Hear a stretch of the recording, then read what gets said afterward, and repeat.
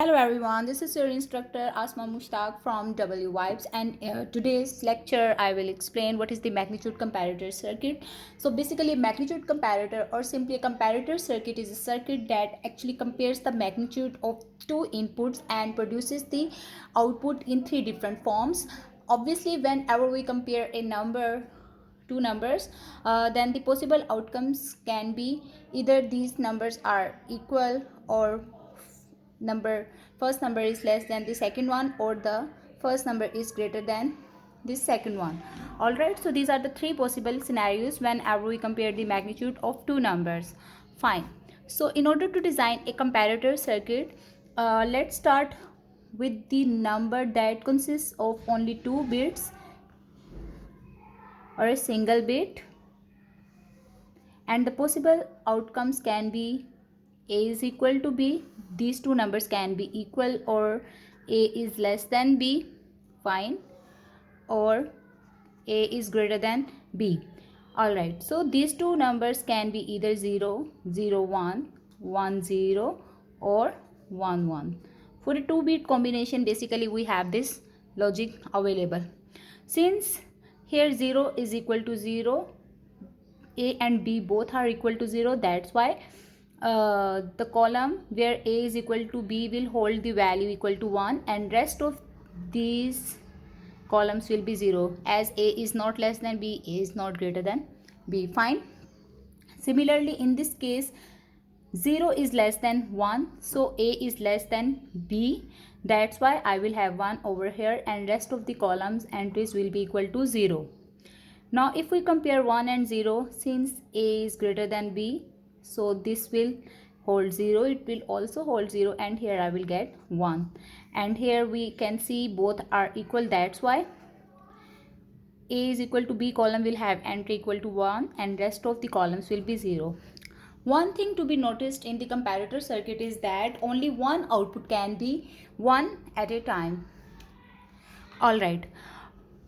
Once you have determined the relation between these two numbers in terms of their logic, we will derive the Boolean expression for that. And the simplest method for determining the Boolean expression for a particular function, for example, if I want to determine the expression for a function where a is equal to b, I will use a k-map for driving the expression. In this case, since we are having only two variables, so I will use two variable k-map, and the procedure is very simple. You can also watch my video lecture related to the k-map derivation. Here we actually have minterms m0, m1, m2 and m3. Fine. And this variable a can take value either 0 or 1, and same is the case for the variable b, 0 and 1. Now for the function, for determining the function where a is equal to b, what I will do, I will just place the minterms in the particular box, and then I will derive the expression for that. Since this is m0, this is m1, m2 and m3, so let's just place ones in their respective boxes and determining the expression for that. Here it can be seen a is equal to b, where m0 and m3 are equal to 1. So that's why for this for representing this minterm, I will write it as a complement, b complement, then plus, here a is also equal to 1 and b is also equal to 1, so simply minterms will be written without any complement. If you notice this expression, it's actually the XNOR gate expression of a and b. Alright, where a is equal to b for this function. Similarly, let's try the expression where a is less than b. You can directly write the expression from this table. Alright, so if you look, we have to locate the value of the function where it is equal to 1, and then we will just write this function in terms of its min terms. So for the function where a is less than b, I can simply write it as only this minterm m1 is present, so a 0, that's why this is equal to a complement b. Okay, and similarly for the function where a is greater than b, I will have to look at the mean term where it is equal to 1, and then I will write in terms of its input. So mean term m2 is present corresponding to the input combination where a is equal to 1 and b is equal to 0, so ab complement. All right, from here we got the insight like whenever the two numbers are equal, they can be represented as their XNOR gates. I will generalize it for the further bits magnitude comparator circuits in the coming part. All right, so when f is a is left function for a number a is less than b, when which number is less a, so that's why it's complement, and simply b as it is. Similarly for the function a is greater than b, I got the expression a as it is, which number is actually greater, and then b complement. Now let's just extend this idea for designing a 2-bit magnitude comparator where we will be comparing two numbers that will be consisting of 2 bits. So let's say if a number a consists of 2 bits a1 a0, and similarly a number b that consists of b1 and b0 are supposed to be compared now, and the resultant output can be in the form of a is equal to b, or a is less than b, or a is greater than b. All right, so let me just adjust it. Fine, here we can see we are actually supposed to work on 4 bits. Now let's just write down the 4 bits binary combination 0 0 0 0 0 0 0 1 0 0 1 0. So here I have just computed the table, and quickly you can see now the two numbers a and b that consists of 2 bits a1 a0 b1 b0 are actually written over here. Now let's just fill out their columns for the functions. A is equal to b, a is less than b, and a is greater than b. I will place ones in all columns where these two numbers are equal or greater or less, and rest of the entries of these columns will be equal to 0. So here you can see 0 is equal to 0. These two bits actually form a 0, and these two bits form a 0, so they both are equal. That's why this entry is equal to 1, and the rest of the entries will be 0. Similarly, if we combine these two bits, we get the decimal equivalent is equal to 0, while this is the decimal equivalent equal to 1, so that's why a is less than b will have entry equal to 1. Similarly, if you combine these two bits, so this corresponds to 0, and 1 0 means 2 raised to power 0 2 raised to power 1, which is actually equal to 2. So fine, again a is less than b, column will have the entry equal to 1. So quickly I will fill out the rest of the entries in the columns. So you can see clearly here how actually I have filled out all the columns, and the next step is to determine the expressions for these particular functions. A is equal to b, a is less than b, and a is greater than b from the k-map. So let's just drive the k-map expression, and we need to notice here we need a 4 variable k-map, since a0 a1 a0 b1 and b0 4 variables are involved in this particular problem. So let's just write down the k-map expression for that. Okay, so for designing a 4 variable k-maps, obviously we need to have a 16 bits box. All right, and then I will place the values equal to 1 where our minterms are basically equal to 1. So here I will write a1 a0, and here b1 b0, then 0 0 0 1 1 0 1 1 0 0 0 1 1 0, and then 1 1. Okay, now from the previous part we can see which mean term is equal to 0, and first I am driving the expression for a is equal to b. So let's just place ones in the boxes where we are actually having the minterms equal to 1, we can see m naught is equal to 1, then m5 is equal to 1, then m10 is equal to 1, and finally m15 is equal to 1. So if we do right over here, I will get the placement of ones in the diagonals basically. Okay, so for the function where a is equal to b, I will just write down the minterm expressions now, like that: a1 complement, a naught complement, b1 complement, and b naught complement. This is the expression for the first minterm where all variables are actually 0. Similarly, for the second minterm, we will have a1 complement, a1 complement, a naught as it is, and then b1 complement and b naught. Fine. Then the third minterm can be written as a1 a naught and then b1 b naught. Okay, then plus I will write it as a1 a naught complement, then b1 b naught complement. All right. Okay, let's just simplify this expression further. If I do take common a1 complement and b1 complement common from this expression, I will have a naught complement b naught complement plus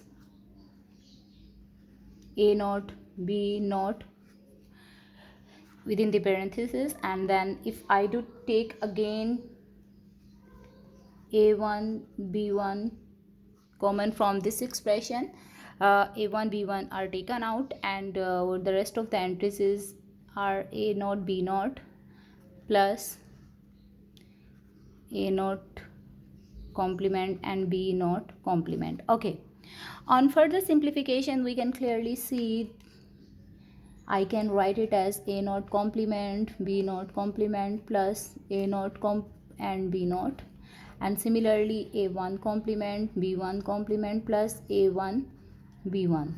Fine. Okay, this is very interesting thing. If we notice, this expression actually corresponds to the a naught XNOR b naught. Okay, and similarly this expression corresponds to a1 b1 sorry a1 b1 XOR. Fine. So from here we can conclude that either we are having a 1-bit magnitude comparator or a 2-bit magnitude comparator. The equal function is being implemented as the XNOR of their particular bits. All right, now let's just write the expression for where a is less than b. For a is less than b. Okay, and put the minterms again in the K map and try to develop the formula for it. So we will have 0 0 0 1 1 0 1 1 and then 0 0 0 1 1 0 1 1. Again the input variables are a1 a naught and then b1 b naught. All right. Okay, so I have just placed the minterms in the K map, and let's just join these minterms for getting the function expression or the simplified function expression. So these two minterms can be combined, and similarly these two minterms finally can be combined, and we will have the expression for the function a is less than b. This is particularly equal to, when we will have a square combination, obviously we are going to get a single minterm, that is actually what a1 complement then b1 plus for this particular combination I will have a1 complement a naught complement. All right, and then from here we are having b naught that is actually equal to 1, then combining these two minterms like this. Okay, so we are concerned with these two rows. and we will consider the entry where both terms are same. So a naught complement, and from here we will have b1 and b naught. All right, so this is basically the expression for the function where a is less than b. Now let's just write the expression for where a is greater than b, and from the truth table we can see clearly. Let me just show you that we are having the mean term equals to 1, where this is m4, m8, m9, m12, 13 and 14. Okay, so this is actually our m4, 0, 1, 2, 3 and 4, then m8, m9, and then 12, 13 and 14. So let's just place the ones in the particular boxes over there. Okay, so in this way I just place the minterms in the k-map. Let's just simplify this expression now. We will combine these four minterms, and the expression for the function a is greater than b is actually equal to what? We will combine the terms where they both are equal to 1. So I will have a1 and then b1 complement. Okay, then I will combine these two terms, and here we will have a naught and then b1 complement and b naught complement, and finally we will combine these two min terms, and here you will get a1 a naught and then b naught complement. Fine, so this is the expression for the Boolean function where we are having actually the function is less than a is less than b. All right, so let's now just generalize this expression for the higher bit magnitude comparator circuits. So I am now concerned about the 4-bit magnitude comparator.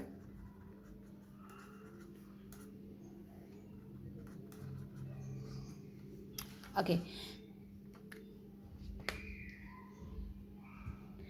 so obviously determining the expression from the magnitude comparator circuits for the 4-bit is actually little bit difficult. Why? Because for the 4 bits we will have actually how many bit combinations? Just like for the 2-bit magnitude comparators, we were having 2 raised to power 2 is equal to 4 bits combinations. All right, and then for the 2-bit magnitude comparator circuit, we were having actually 2 raised to power 4 is equal to 16 possible combinations. And now what about if we talk about the 4-bit magnitude comparator circuit? It means 2 raised to power 8, which is actually equal to 256. That is quite long, and doing that with the manually is quite difficult. So now we will just use the general concept or generalization approach for determining the expression of the 4-bit magnitude comparator circuit. So let's start with the particular number a that consists of now 3 bits, a3, a2, a1 and a0, and from the b second number which consists of 3 bits as well, b3, b2, b1 and b naught. So these are my two numbers that actually consist of 4 bits. Okay, so let's generalize it for the 1-bit magnitude comparator. We came to know if we compare a and b that consist of only 1 bit, we got the idea for the function a is equal to b. All we need to do is just to XNOR their bits. Okay, so a XNOR b. All right, and similarly for the 2-bit magnitude comparator, we got the idea for this equal function. What we have to do, a1 was XNOR with b1, and similarly a naught was XNOR with b naught. The same is true for the 4 bits. Okay, so for the 4 bits we will have the equal function equal to, where a and b both are equal to, a3 XNOR b3, and then a2 XNOR with b2, then a1 XNOR with a0, sorry, b1, and finally a0 XNOR with b0. So this is actually the product of their XNOR bits function. Okay, now I will for determining the function where a is greater than b, we will take this approach. The situation can be a is greater than b if a3 is equal to 1 and b3 is equal to 0. Okay, so this can be the scenario like for 4-bit combinations where a can be 1 0 0 0 and b is equal to 0 1 1 1. Okay, so here a3 is 1 and b3 is equal to 0. This is totally understood that a is greater than b. So if this is the scenario, then we can claim that a is greater than b. Okay, the next scenario can be if a3 is equal to b3, then what happens? Okay, means if they both are equal, either 1 or 0, then we need to make the next check, either a2 is equal to 1 and b2 is equal to 0. This is the next possibility. Similarly, if a3 is equal to b3 and a2 is equal to b2, then we will check the next bits if a1 is equal to 1 and b1 is equal to 0. All right, and for the last possible combination, we will make sure all the bits like a3 is equal to b3 and a2 is equal to b2 and a1 is equal to b2. Means if they all are equal, then we need to check either a is equal to 1 and b is equal to, a naught is equal to 1 and b naught is equal to 0. Then we can claim that a is greater than b. So using this generalized concept, let me give you a little hint of that. Whenever we will say that if a3 is equal to 1 and b3 is equal to 0, so this greater than combination expression can be written from the K map just like a single bit magnitude comparator as a3 b3 complement. Fine. Similarly, if a3 and b3 both are equal, and we know that whenever the two numbers are equal, we can implement them with their XNOR gate. Okay, and this will be multiplied with this a2 is equal to 1 and b2 is equal to 0 min-term expression. So let's just do that over here. For the function a is greater than b, what I need to do, or what I will do right now, I will just use the same topology. First I will check if a3 is equal to 1 and b3 is equal to 0, that can be implemented as a3 b3 complement. Then plus, if a3 is equal to b3 means the both bits are equal to 1, then I need to check if a2 is equal to 1 and b2 is equal to 0. So for the equality, when both bits are equivalent or equal, I will implement them with their XNOR. And for making this true, I will check if a2 is equal to 1 and b2. If I will check the next bit, if a2 is equal to 1 and b2 is equal to 0, then I can still claim that A is greater than B. Okay, the next minterm I will write over here. Next I need to check if A3 B3 both are equal.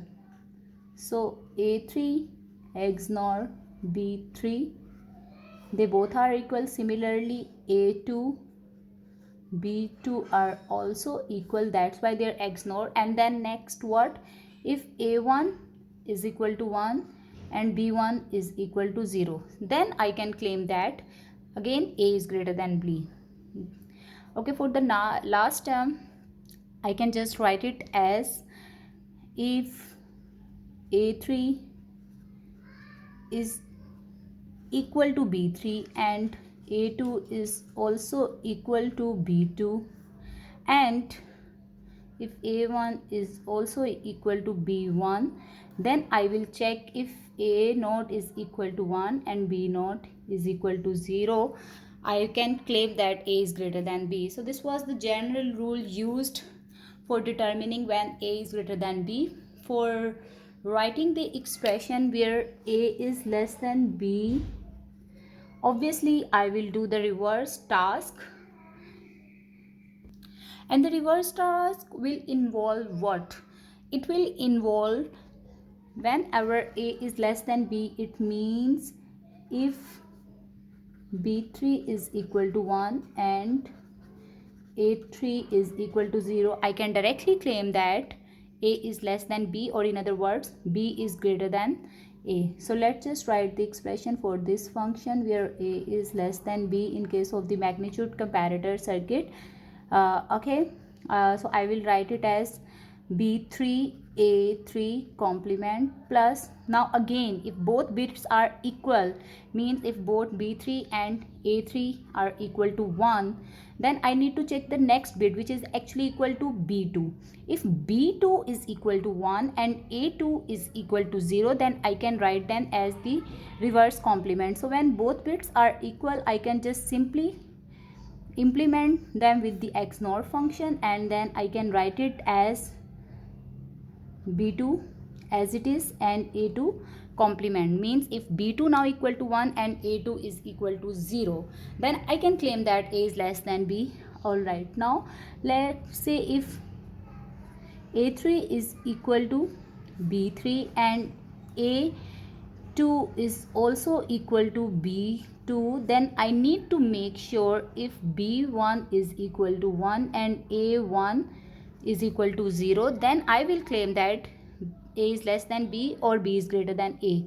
Okay, for the last term, if A3 is equal to B3 and A2 is equal to B2, also A1 is equal to B1, then if B naught is equal to 1 and A naught is equal to 0, I will claim that again A is less than B. Okay, so this was the generalization approach for determining the expression of a 4-bit magnitude comparator. I hope you liked the video. Just to let us know if you have any query. Thank you for watching.